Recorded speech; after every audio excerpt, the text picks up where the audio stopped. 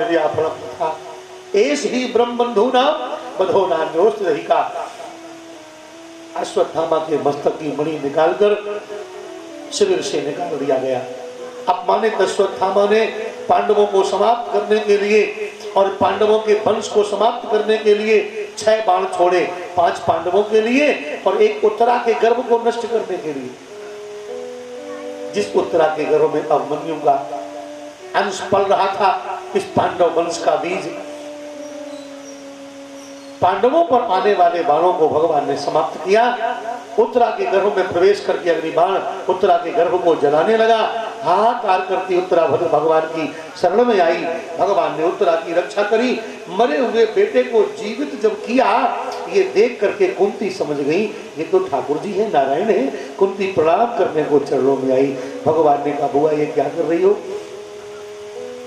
कुंती ने कहा, केशव अब बुआ कहकर के भ्रम पैदा मत करो। इस बुआ और भतीजी के संबंध में सारे जीवन भ्रमित करके रखा। आज तक मैं आपको अपने भाई का बेटा मानकर बुआ बनकर के व्यवहार करती रही, पर सच्ची बात यह है आज मैं इस भ्रम से मुक्त हुई हूं। अब मुझे पुनः भ्रम पैदा मत करो। मेरा प्रणाम स्वीकार करो केशव।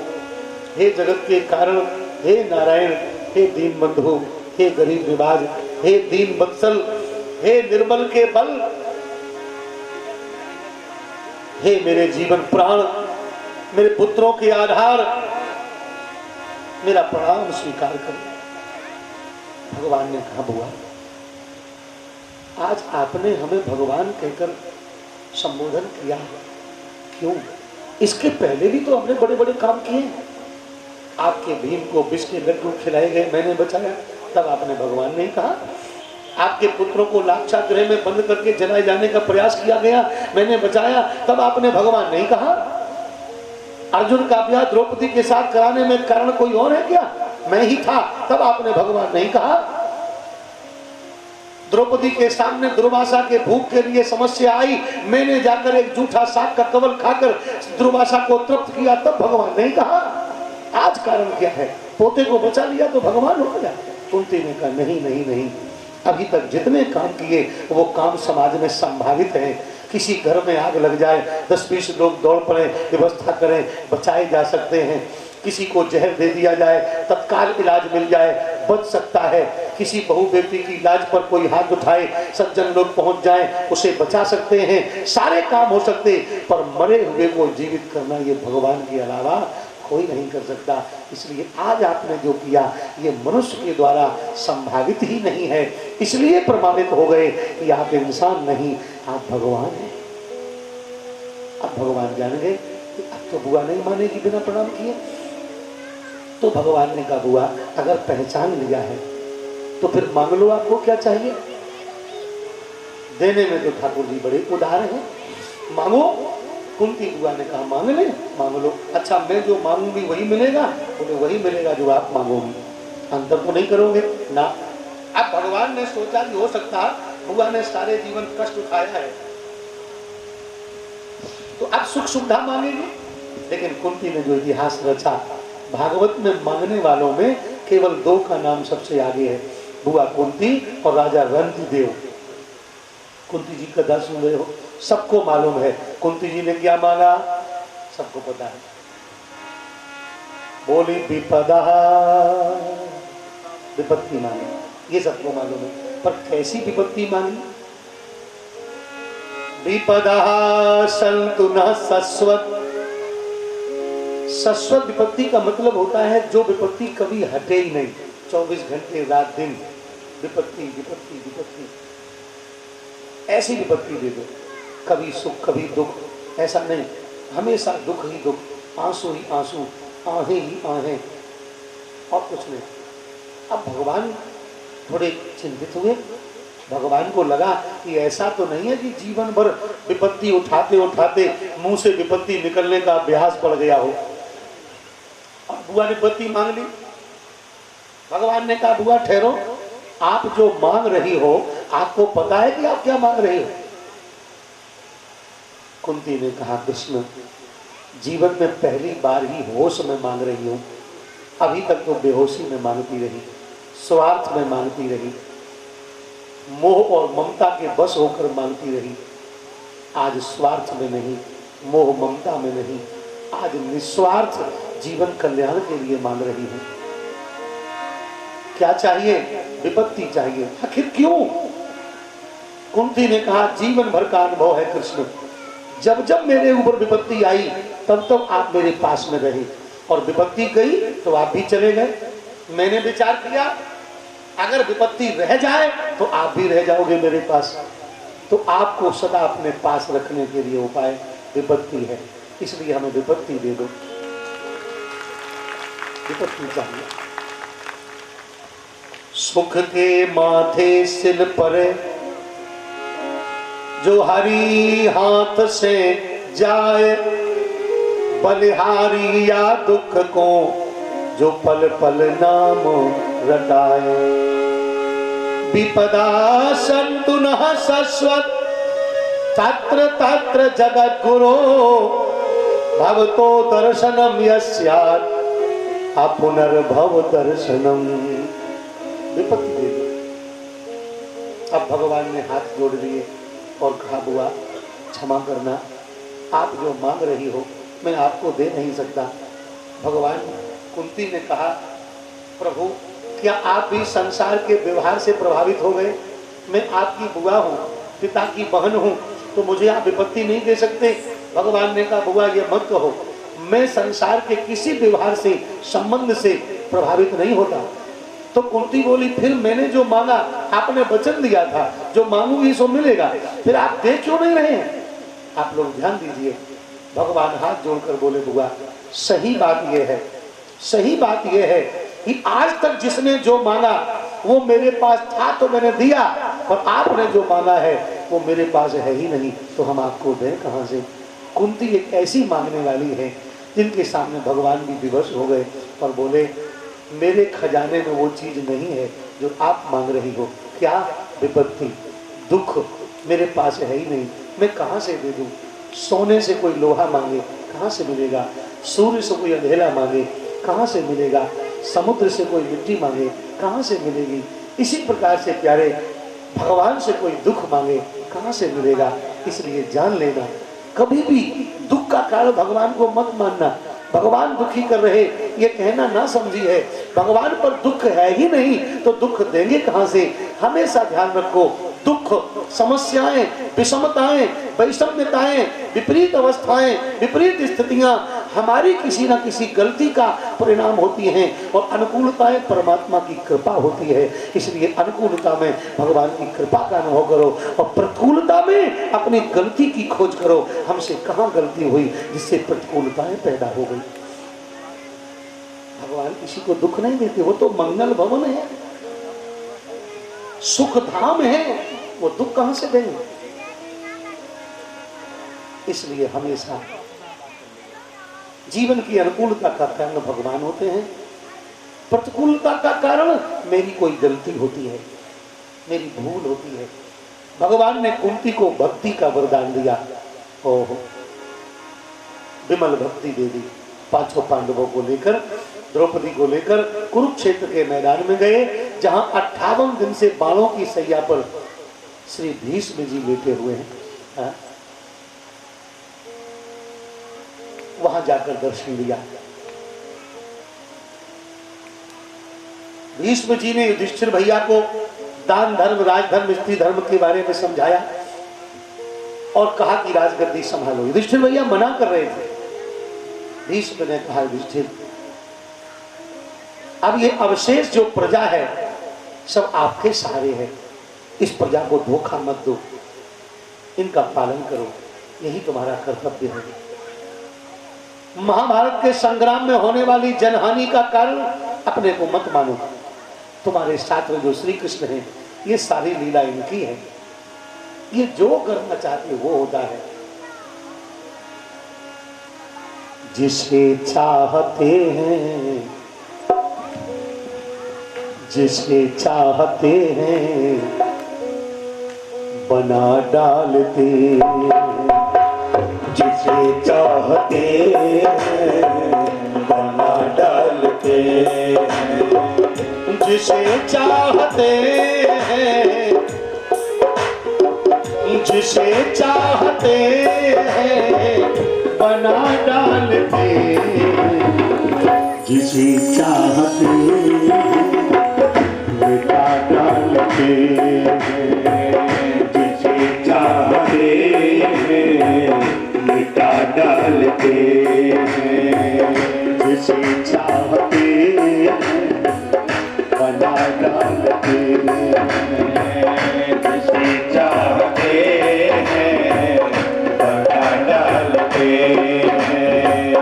खिलाड़ी बने हैं, खिलाड़ी बने हैं, खिलौने बना कर। ये दुनिया के सारे खिलौने बनाने वाले यही तो खिलाड़ी हैं। अपने हाथ से खिलौने बनाते हैं, उनके साथ खेलना शुरू कर देते हैं।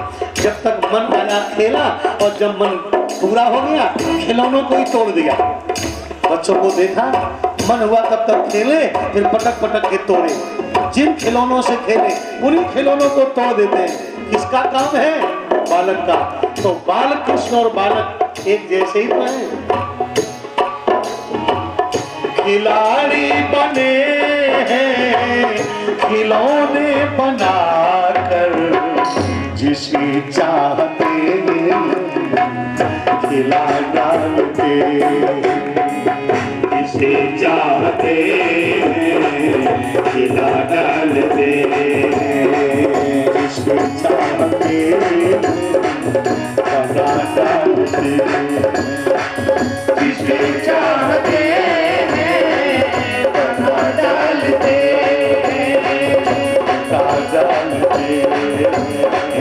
खिला डालते। हम तुम क्या थे?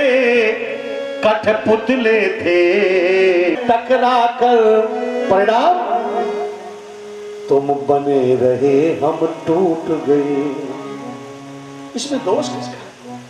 हम तुम तो कठपुतले हो, हम सबकी डोर तो इनके हाथ में है।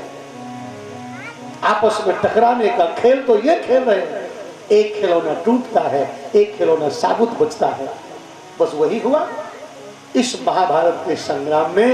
सब खिलौनों का तार इनके हाथ में था। तुम बने रहे, हम टूट गए। इसमें गलती तुम्हारी नहीं। अब गद्दी पर बैठकर बची हुई प्रजा के आधार बनकर उन्हें प्रसन्नता प्रदान करो, यही तुम्हारा कर्तव्य है। बड़ा सुंदर उपदेश किया है भागवत में भीष्म जी ने। और अंत में भगवान श्याम सुंदर के स्वरूप के दर्शन करने की इच्छा व्यक्त की। बहुत सुंदर प्रार्थना है भीष्म की भागवत में। भगवान ने पूछा,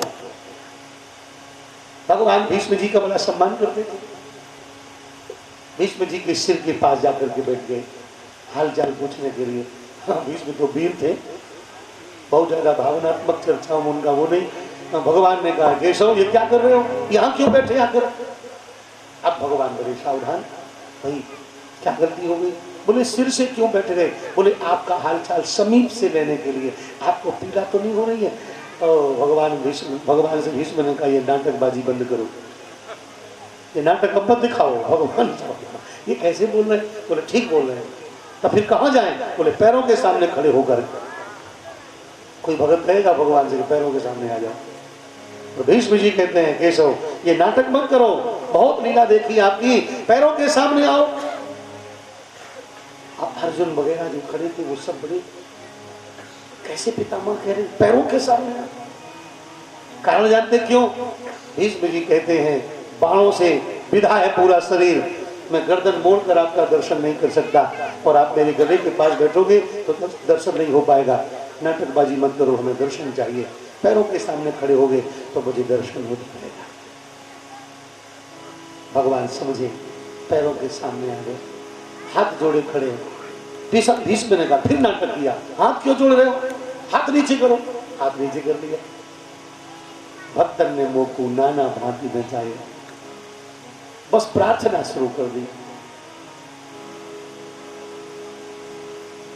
भारत का संपूर्ण इतिहास, भारत का मूर्तिमान अतीत, भारत के भविष्य का उत्तम संदेश ब्रह्मचर्य का अवतार, जो पिता बना नहीं पितामह कहा गया। सारी दुनिया भीष्म को पितामह बोलती है, जिनका बेटा कोई था ही नहीं, पोता कहां से आ गया? और सारी दुनिया उनकी पोता बन गई केवल उनके संयम के आधार पर। ऐसा चरित्र, ऐसा गौरव, ऐसी गरिमा, ऐसी महिमा भगवान से प्रार्थना करती। भगवान ने कोई इच्छा हो तो मांग लो। पितामह भीष्म ने कहा मेरी मति आपके चरणों में लगी रहे, लग जाए, बस यही कृपा करो। हाँ, अभी तक आपकी मति मेरे चरणों में नहीं थी क्या?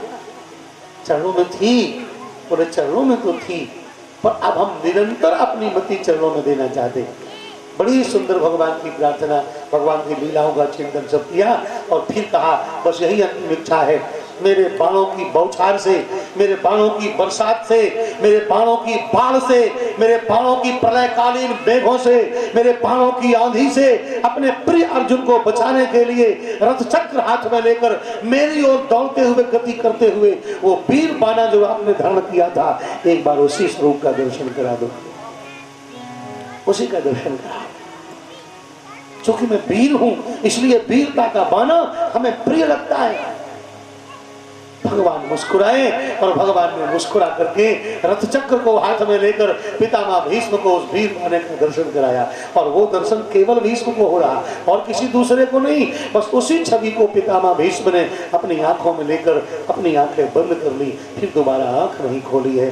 भीष्म का महापयान हुआ। बोलिए भक्तवत्सल भगवान की जय। युधिष्ठिर भैया ने उनका संस्कार किया, राजगद्दी को संभाला। युधिष्ठिर भैया के राज्य में प्रजा बड़ी सुखी है, बड़ी प्रसन्न है, सब लोग आनंदित हैं। बहुत दिन बीते हैं, सबकी व्यवस्था अलग अलग वर्णन की गई।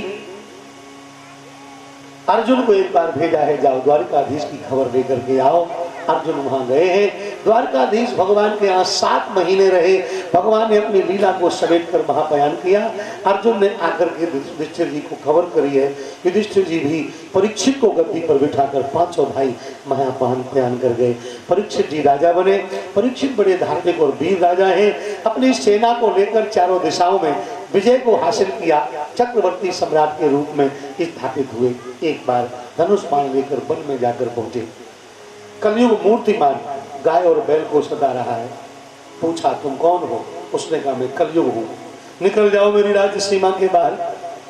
तो उसने कहा निकल के जाए कहाँ, सब जगह आपका ही तो राज्य है, आप आदेश कर दो वहां सुरक्षित हो जाए। 4 स्थान परीक्षित ने बता दिए। द्योतम पानम स्त्रिया सोना यत्र धर्मश्च दुर्विधा, जुआ मदरा वैश्यालय और मरघट में जाकर के वास करो। उसने कहा महाराज एक कोई जगह ऐसी दे देते जहां बैठकर भजन कर लेता। परीक्षित ने पूछा आप भजन भी करते हो क्या? तो कलयुग ने कहा कि हम भजन ही करते हैं, भजन में मेरी बड़ी प्रीति है। ये सुनकर परीक्षित ने कहा तुम ही मांग लो, कौन जगह चाहिए? उसने कहा 5वां स्थान सोने में दे दो। महाराज ने सोने में स्थान दिया, पाकर के प्रसन्न हो गया। महाराज लौटकर महलों में आए। दूसरे दिन महलों की सफाई चल रही थी। बहुत पुराना एक बॉक्स रखा है, उसको खोला गया। कई उसके अंदर पेटी निकली। अंत में एक पेटी खोली, उसमें बहुत सुंदर सोने का मणियों से मंडित मुकुट निकला, जो जरासंध का मुकुट है। भीमसेन उसको जीत कर लाए हैं। वो मुकुट आज महाराज के मस्तक पर धारण करा दिया गया। जैसे उस मुकुट को बांधा, अन्यायी का मुकुट है, मानसिक हिंसा पैदा हो गई। धनुष बाण हाथ में लिया और मृगया करने वन में जाकर पहुंचे। तमाम मृगों की हिंसा करी। दौड़ते दौड़ते भूख प्यास से व्याकुल हुए। महात्मा समीक के आश्रम में पहुंचे। समीक नेत्र बंद किए ध्यान में है। जल मांगा, आश्रम में कोई दूसरा है नहीं। जब जल नहीं मिला, गुस्सा आया, एक काले सर्प को मारकर महात्मा के गले में डाल दिया। ये कलयुग का प्रभाव। महात्मा के बेटा समीक श्रृंगी को पता चला। श्रृंगी ने नदी का जल हाथ में लेकर श्राप दे दिया, इस राजा को 7वें दिन तक छठ नाग डसेगा और ये राजा निष्प्राण हो जाएगा। इस राजा का देहोत्सर्जन हो जाएगा, जीवन पूरा हो जाएगा। ऐसा श्राप दे दिया। राजा को जब ये खबर लगी, अपने बेटे को गद्दी पर बिठाकर गंगा जी के पावन किनारे पर आ गए हैं। हजारों हजार महात्माओं की भीड़ महाराज के चारों तरफ है। महाराज ने कहा हमें कच्छप के डसने से मरने का भय नहीं है, पर मैं चाहता हूँ जब तक मैं मरूं, ये जो शेष समय है 7 दिन का, इसमें कोई भगवान की कथा सुना दो। देहावसाने तुम सामने हो, जग को लुभाते मुरली बजाते, गाता यही नाम तननाथ त्यागू, गाता यही नाम तननाथ त्यागू। श्री कृष्ण गोविंद हरे मुरारे, श्री कृष्ण गोविंद हरे मुरारे, श्री कृष्ण गोविंद हरे मुरारे, श्री कृष्ण गोविंद हरे मुरारे, श्री कृष्ण गोविंद हरे मुरारे, श्री कृष्ण गोविंद हरे मुरारे।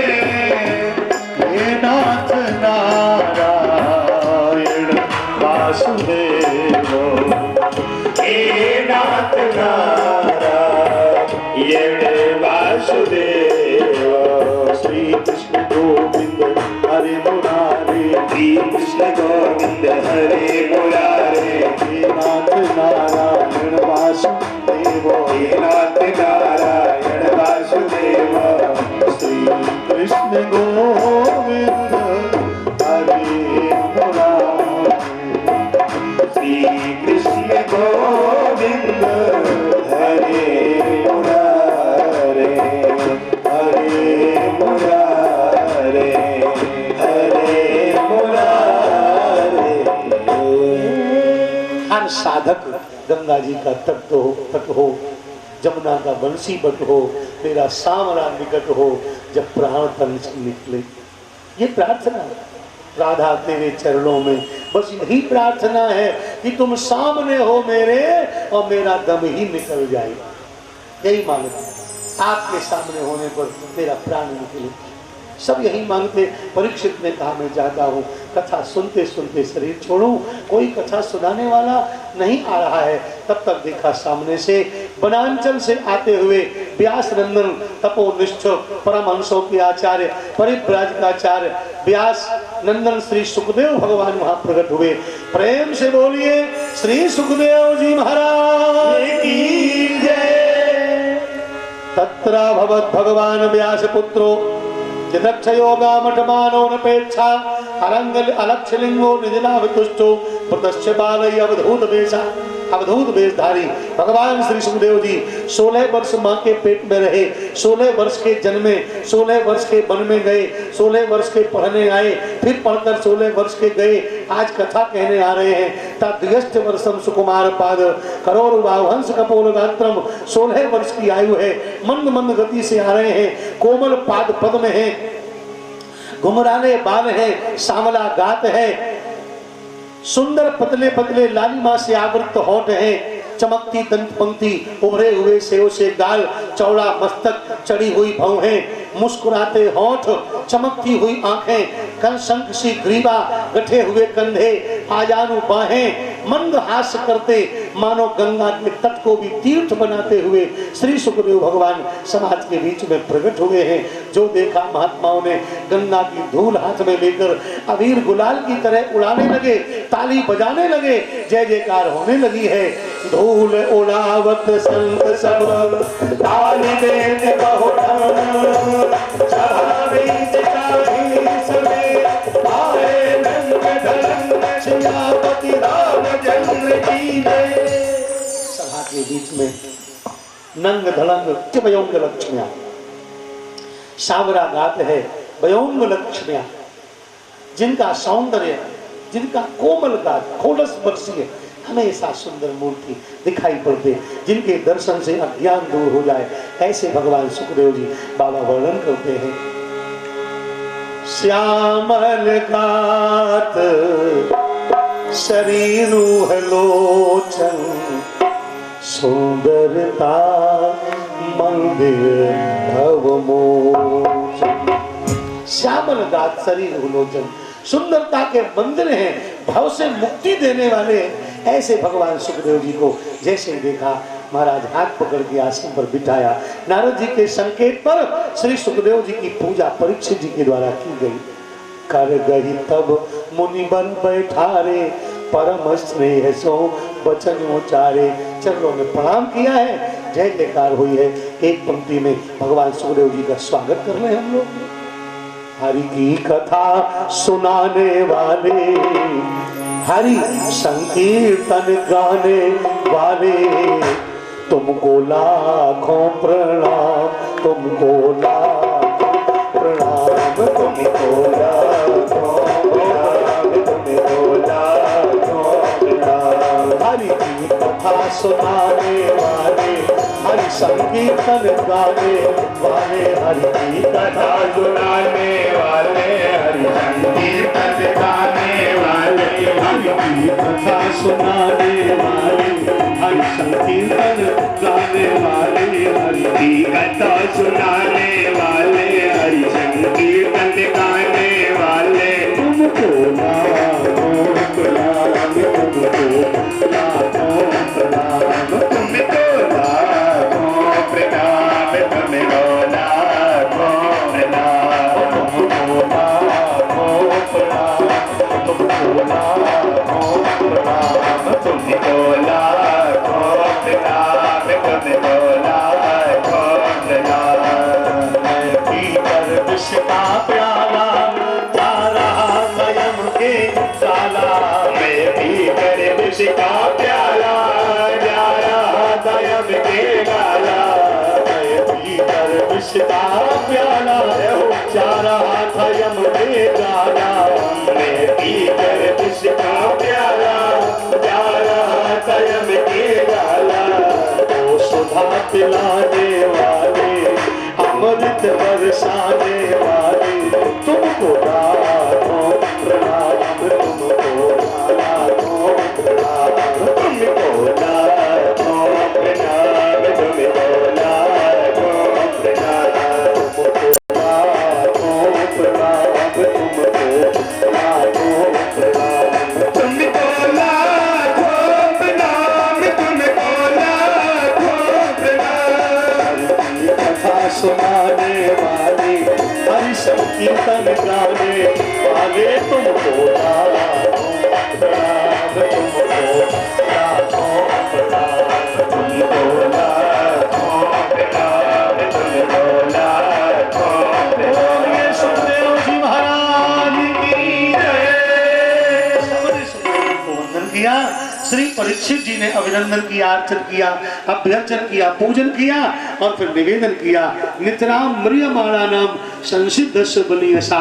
मरने वाले को क्या करना चाहिए और मनुष्य का कर्तव्य क्या है? भगवान सुखदेव जी ने कहा, राजन ऐसा प्रश्न कोई आज तक नहीं किए। वरीयानेस्ते प्रश्न कर्तो लोकहितो नृपो आत्मिक सम्मता पुनसाम श्रोतव्यादिषु। यह पढ़ा आपने जो पूछा, संसार में आकर के प्राणी खाने कमाने और भोगने में पूरा जीवन बिता दे